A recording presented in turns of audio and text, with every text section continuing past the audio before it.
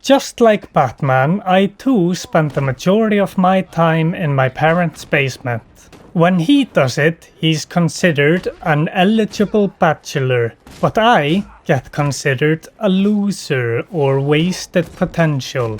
People probably think Bruce Wayne spends his time dealing with billionaire stuff, but that's wrong. He has the alter ego Batman, who fights crime.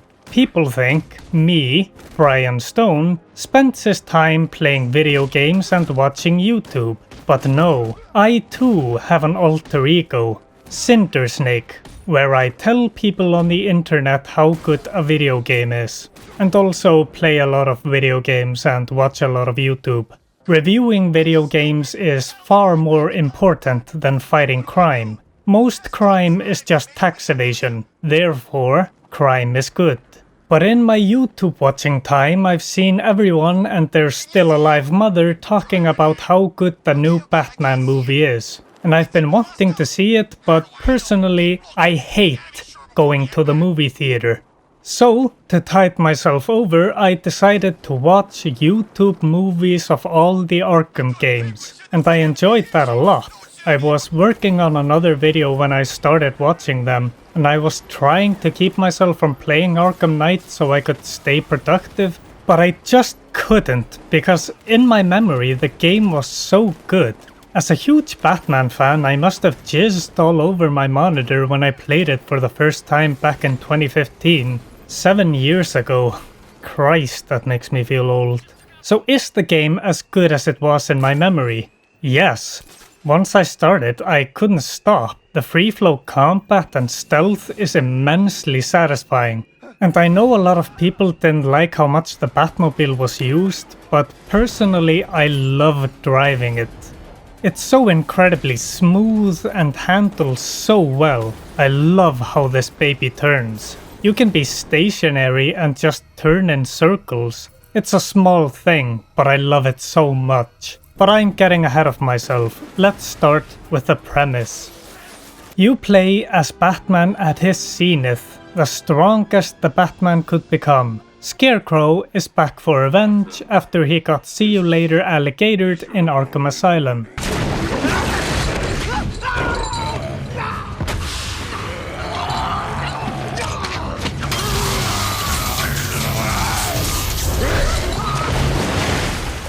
And he has help from the mysterious Arkham Knight, who knows all of Batman's tricks, and they're holding Gotham hostage with a threat of a fear gas bomb. So all the civilians evacuated.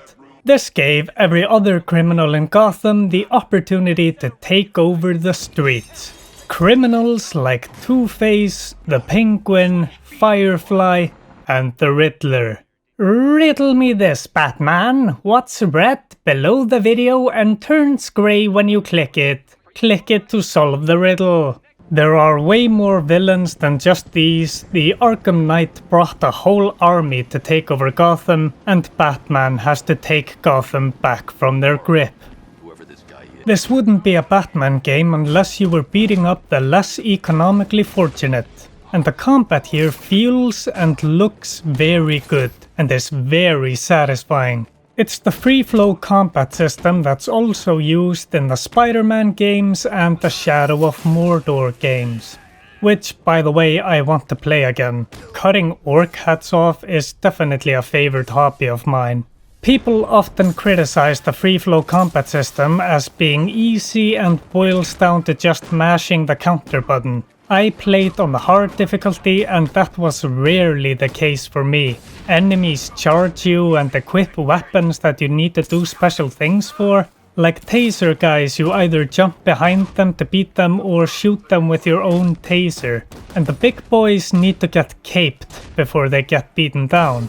So I often found myself pretty challenged, and not just mentally. But it does have small problems, like on the final kill, the camera will often go into a really weird angle. Sometimes you won't target the right enemy in this crowd you're fighting. For example, I wanna use my capability on the shield guy, but I end up caping a guy with nothing. That's always annoying. but my biggest complaint about it is there aren't really any free-flow combat boss fights. You can't put Deathstroke in the game and then not give me a hand-to-hand combat boss fight with him. That's just the basics of what you have to do. But no, let's put Deathstroke in the game and just have him be a tank boss fight. Again, the Batmobile handles beautifully. The second I got into the car and started driving it, it felt natural. It felt right. You turn super sharp corners like it's nothing and get to high speeds real quick. Most of the problems with the driving aspect of the car has more to do with the terrain rather than the car itself. Like areas that are a little elevated will make the Batmobile jump up a bit, and it seems awfully easy to make the Batmobile jump, since it probably weighs 10 tons from the infinite ammo stocked into it. I noticed this the most when I was chasing Firefly, which, by the way, in a lot of car chase sequences, you will have directions for where the car was going to go, and I never felt it was needed, but man, did I want to have that with Firefly. Because he's flying and will be going straight, and then just, nope, I'm gonna do a 90-degree angle turn to the right now. Other than that, the driving felt very good. The Batmobile is actually an Autobot named Batmotron, who transforms into a tank to deal with the army of other tanks that's coming into Gotham. How did they get here? Where is the US military? Are you telling me that all those airships full of tanks got past air control and they were like, no, this is normal? The plane with the weird supervillain Arkham Knight logo on the ships? Nope, looks legit to me. But the tank combat does feel good and fun. It's like free-flow combat for vehicles. But they have better gotten it right, since they use the Batmo tank so much. The biggest criticism the game got is its over-reliance on the Batmobile. They use it for everything. There's very few missions you don't have to use the Batmobile for. It feels like the game is split 50-50 between tank gameplay and Batman gameplay. But really, the Batmobile is probably like 30% of the gameplay. But the reason it feels like more is because it's used for such important gameplay. Like most of the boss fights in the game, you are in the Batmobile fighting another vehicle. And as a Batman fan, I would rather see a hand-to-hand fight. But I guess that's what Injustice is here for. Oh great, now I have to play that again too. But I had fun with the Batmobile. I liked fighting the drones and even stealthing the tanks. Yup, vehicle stealth gameplay. They should have given us some free-flow combat bosses though. There are like 2 or 3 free-flow combat boss fights, but none of them are ones that I really wanted. And it's usually just Batman and a partner beating up on a big enemy. Batman was trained by ninjas, so he knows how to sneak around unseen. Me, however, the impatient fuck that I am, often get him shot to shit, because I didn't wait to see if someone else was going to come over there. But I learned to be patient, and even prepare, and as I unlocked more gadgets, it became far easier to isolate enemies and take them out.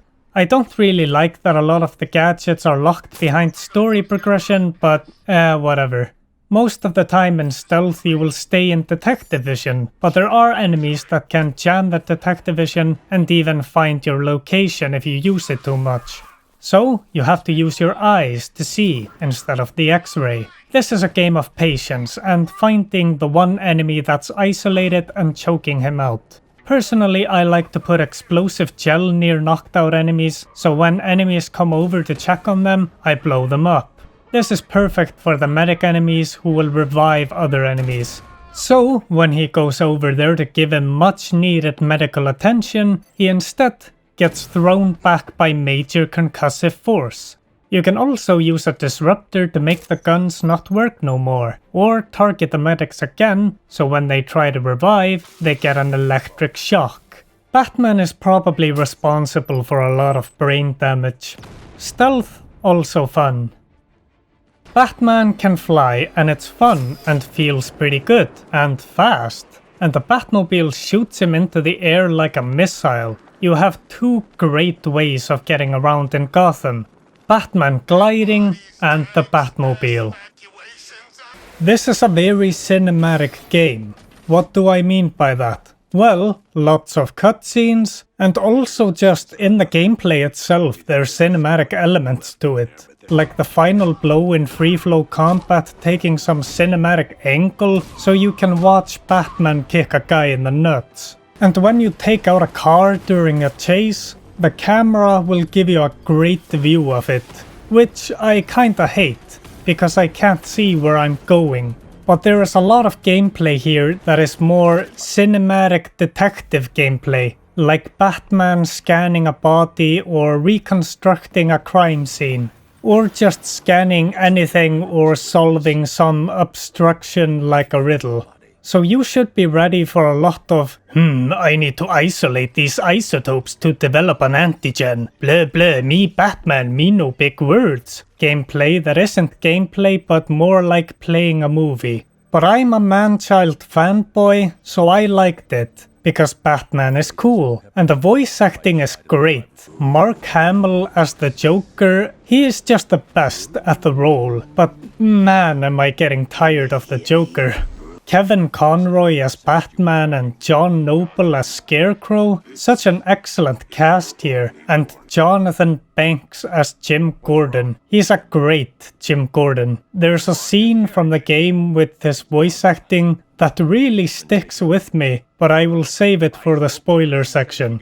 The story is good, I enjoyed it a lot, and there are a lot of self-isolated stories in here for lots of Batman villains. And all of them enjoyable except for the Riddler. He has car race tracks that are alright, I guess, but he's just so fucking annoying. He has such a punchable personality. You can probably poke holes in the story or find something that wasn't executed that well, and that's what the spoiler section is for, but overall story is enjoyable in the game and does have some good emotional moments and some big cool moments. And I enjoyed the side missions. They could be a story in a Batman comic on their own. The expansion stories are also good but pretty short. But they give some Batman stories a solid, satisfying conclusion. Then there is the Riddler collecting stuff, which isn't very fun. Militia watchtowers, checkpoints and mines offering you more car combat, Batman stealth and Batman free-flow combat, which is enjoyable. It's just more core gameplay. Time to get spoilery. Here's a timestamp and I always have chapters in my videos. So just click past it if you don't want to get spoiled for this 7-year-old game. A few months before I played Arkham Knight for the first time, I watched Batman Under the Red Hood. So I knew full well the story of Jason Todd, Batman's greatest failure. I was also excited at the prospect of Rocksteady creating a new villain with the Arkham Knight. But as soon as the game started showing me Jason Todd flashbacks, I was like, yep, the Arkham Knight is Jason Todd. It might have been intended as this big reveal, but they totally failed. But the final Arkham game featuring Batman's greatest failure and Batman conquering that failure, or at least remedying it a little, is a very good way to end the story. After 3 games of the Joker, I was kinda happy that this game would feature Scarecrow as the main villain, but they just couldn't help themselves. I think the world is suffering from Joker fatigue, but I think this is perhaps one of the best and unique portrayals of him, because he is inside Batman's head trying to take over, so he's constantly in there bantering and ridiculing Batman, but honestly I got a little tired of him and rushed down the main story to get rid of him. Mark Hamill's performance is great, but the character is so overdone, and I just want some of the other villains to shine. You don't get a hand-to-hand combat boss fight against the Arkham Knight, just 2 Batmobile battles and a stealth battle. That is so fucking lame. It would have been great, Batman going up against someone he trained, but no, instead he roleplays as the Underminer and you sneak around in a tank and on foot. Such a missed opportunity. I don't think I ever finished the Riddler storyline because I just don't want to do the riddles. They aren't fun. Here's that scene with Jim Gordon. You know, you see a lot in this job, a lot of pain, a lot of suffering. But I'll never forget taking a witness statement from an 8-year-old boy who'd just seen his parents gunned down. You were kind, Jim. I love this so much. The pain in Gordon's voice. It hits hard. Right in the feels. What's left of them anyway. The expansion stuff with Mr. Freeze is so good in my opinion. It's short, but it has such a bittersweet conclusion and I just love it. But my personal favorite was hunting down Penguin with Nightwing. Red Hood is my favorite of the Bat family, and second is Batman himself, and third is Nightwing.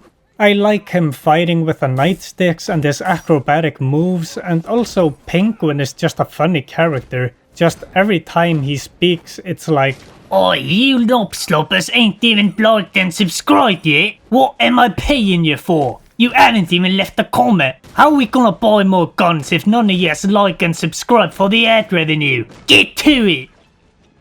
In conclusion, sure, there are some story elements that could have been executed better, namely some reveals, and gameplay-wise, Batman should have fought more villains in hand-to-hand combat.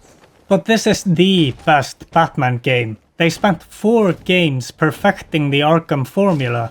And sure, Rocksteady didn't work on Arkham Origins, but I think Arkham Origins had some effect on how Rocksteady would do things, namely the voice acting. The voice acting in Arkham Origins is much better than Arkham City and Asylum.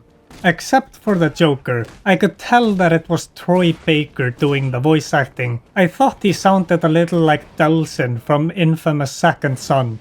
God damn, I want another Infamous game. If you wanna be Batman beating up mental patients, then this is the best game out there for that in my opinion. There's also additional story packs featuring the other members of the Batman family, and they're pretty good, except for the Catwoman one. It's a great game, and I give it the amount of times Joker has escaped prison or an asylum out of the entire graveyards he's filled, the thousands who have suffered, the friends he's crippled. As a fanboy full of subjectivity and bias, I recommend this game. Call me Uncle Brian and have a good day.